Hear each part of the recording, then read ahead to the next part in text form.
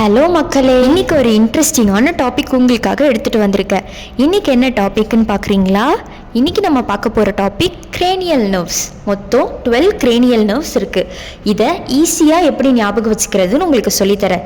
First நம்ம ஒரு சென்டென்ஸை ஞாபகம் வச்சுக்கணும். அந்த சென்டென்ஸ் நம்மளுக்கு தெரிஞ்சாலே நம்ம இந்த கிரேனியல் நர்வ்ஸை ஈஸியாக சொல்லிடலாம்.